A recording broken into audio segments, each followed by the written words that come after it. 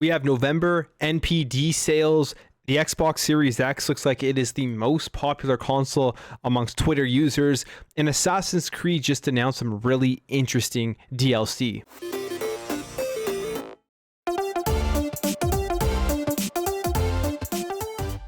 Welcome back to another video, guys. If you enjoy daily Xbox content, make sure to hit that subscribe button. So we got the November 2021 NPD sales, and Matt Piscatella has his NPD thread. There's a lot of interesting information there in the overall video game industry. If you wanted to jump into it, will be linked in the description below.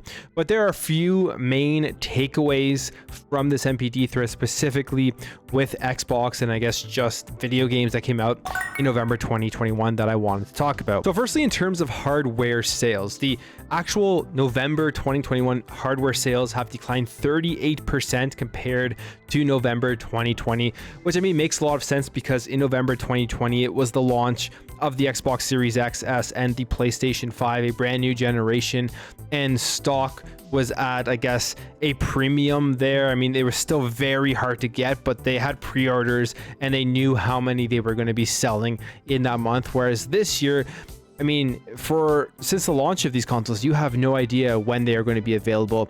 It's very short in terms of the amount of inventory they have out there, and the supply isn't even coming close to meeting the demand. So it's not surprising to see hardware sales drop, and probably will continue to be less year over year unless they're able to really ramp up the production of these consoles. But we've heard that there's going to be a shortage all the way through 2022. In terms of the best-selling hardware, again, Switch reigns supreme.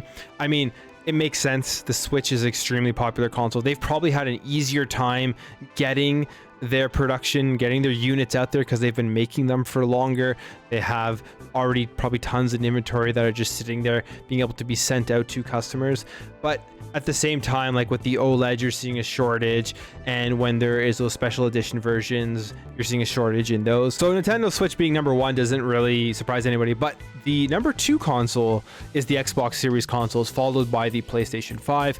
And there's always explanations as to why this is, but we know that the Xbox Series S did an incredible job on Black Friday, and that's one of the big reasons probably why it's ahead in November 2021. Obviously, they've improved their supply of that console. They also came out with like that Fortnite / Rocket League bundle for the Xbox Series S, which I'm sure was a huge hit amongst a lot of people, especially parents buying this for their kids for Christmas, or people just buying this as a next-gen console to jump into to play games like Forza and Halo Infinite. And we don't know the exact number of units sold for the Xbox Series or the PS5, but the Nintendo Switch did sell 1.13 million units in November, which again, it's crazy just how insane the Nintendo Switch is, like how good it is doing, how amazing of a generation that Nintendo has had with that device. Now, when it comes to the top selling games amongst all platforms, it's the ones, I mean, we expect, I guess, not very surprising here. Call of Duty Vanguard, which is always at the top of the list, is number one. But what's interesting about that is they said that Call of Duty Vanguard was like the worst selling Call of Duty in the last couple of years in terms of its launch sales. Yet even with it not being the best selling Call of Duty, it's still number one amongst all of the other games. Then followed by Battlefield 2042, which is surprising, but not surprising. I mean, Battlefield is such a popular franchise. It's surprising because of the state that it launched in. And a lot of people would have played the beta and saw that the game still needed a lot of work, but they still, hey, went out and bought the game. So that's very successful for both EA and Activision in a way, considering that they are the top sellers in November, but Activision will be less happy with their sales because they're way down compared to Black Ops Cold War. And then we look at the 2021 year-to-date top 10 video games, and it's the ones that you expect: Call of Duty, Black Ops Cold War, Call of Duty Vanguard, and then Madden NFL 22. I'm sad to see Madden NFL 22 still holding strong, meaning that we are never going to get a great NFL franchise mode from EA, which, I mean, should be expected because they make all of their money off of the microtransactions and the Ultimate Team and all that kind of stuff. And now we'll skip down here to the top 10 video games in November 2021 for Xbox: Call of Duty Vanguard, Battlefield 2042, and then Forza Horizon 5, which is just awesome to see. But when it comes to Forza, the main thing here is that this is a new record for Playground Games and for Forza for its franchise launch month sales. And again, here it says including both Forza Horizon and Forza Motorsport titles.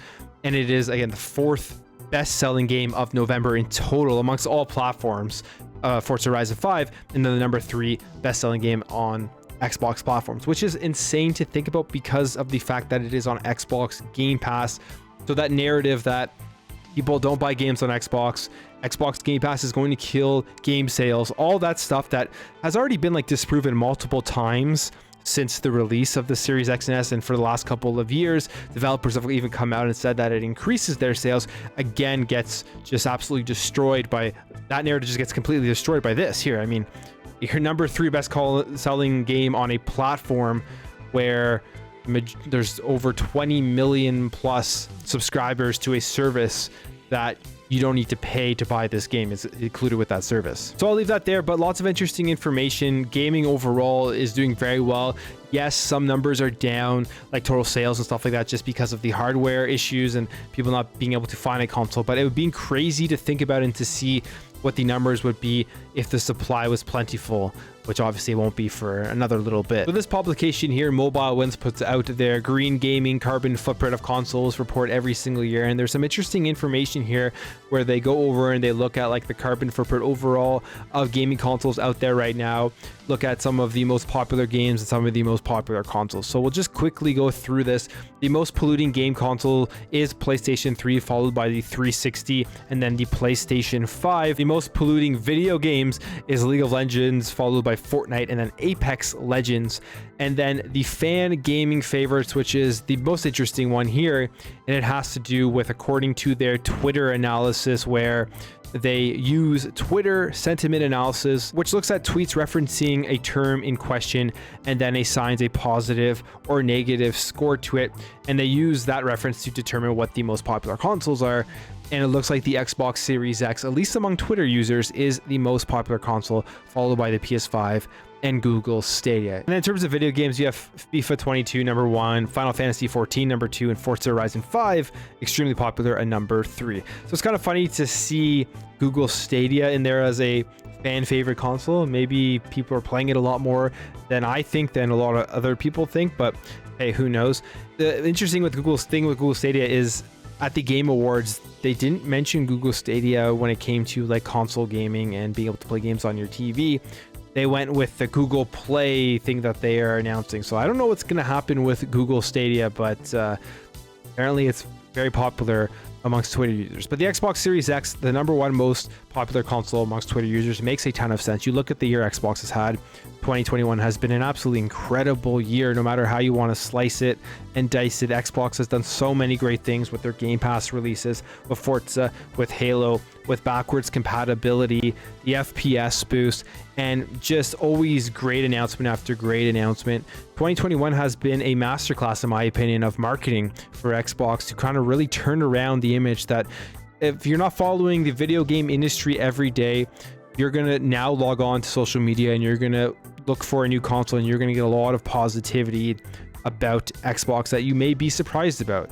If you're somebody that's been following the industry like myself, and I'm sure some of you guys, it is no surprise that Xbox is doing so well and that it is becoming more and more popular, shifting over and away from the Xbox One. And then finally, I want to talk about this because it was on Xbox Wire, and I love Assassin's Creed Valhalla, and there's new DLC that got announced that just sounds really, really cool. So they announced the next major expansion to Assassin's Creed Valhalla, and it is Dawn of Ragnarok, which releases on March 10th. So you're going to be playing as Eivor, and you're going to step into the role of Odin and then travel to the dwarven realm of Svartalheim. Not sure if I said that right. Not sure if I'm going to say a lot of these words right, but bear with me. And you're going to be taking on the immortal fire giant Surtur that has kidnapped Odin's son Baldur. And some of the powers you get within this DLC is you're going to have access to being able to absorb enemies' powers and then use them to your advantage. And to access this DLC, you have to at least reach a settlement level of 4. So if you know anything about Assassin's Creed Valhalla, you have your settlements, you build it up, build buildings, just make your peoples thrive, and you have to get that to level 4 to be able to play and unlock Valka's Hut. Now, if you buy this DLC between December 13th, 2021 and April 9th, 2022, you're going to get access to in-game Twilight Pack, which gives you Dellinger's Envoy Ravenskin, the Haviter Lynx Mount, the Twilight Gear Set, and the Algernir Dane Axe weapon. So this sounds really cool. I can't wait to jump in to Dawn of Ragnarok when this comes out. I love the setting. I love the different worlds within Assassin's Creed Valhalla, and it looks like they're going to be creating a new map, and apparently this is going to be like 35 hours long, this DLC, which is just crazy to think about. But if you want to jump into something new right now with Assassin's Creed Valhalla, they're also releasing a new free update for everybody who has Valhalla or Assassin's Creed Odyssey, and it's a crossover where Cassandra and Ava are going to be together for the first time, which is very, very cool. And this is available today. Like, you can go and jump in and play this right now. And in Assassin's Creed Odyssey, it's going to be called Those Who Are Treasured, and then the quest in Assassin's Creed Valhalla is going to be a fated encounter. Now, what's great about this stuff is obviously right now the games are full price, but if you don't want to pick it up and play this stuff right now, like you don't want to buy this season pass, keep your eye open for sales for Assassin's Creed, because this game goes on sale all the time. Like, you can get Odyssey for very cheap and you can get access to this stuff, and the game itself is just really good.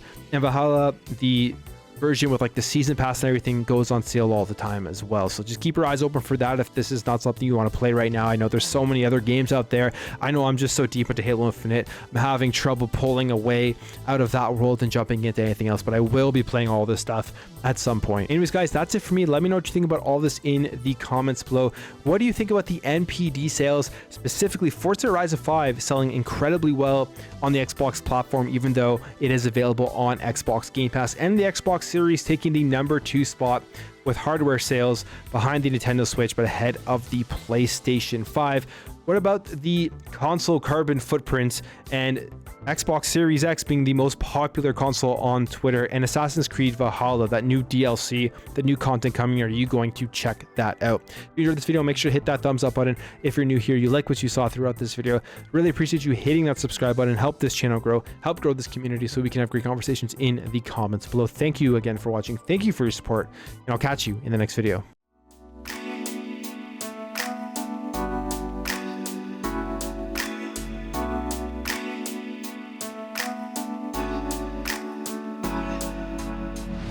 Bye.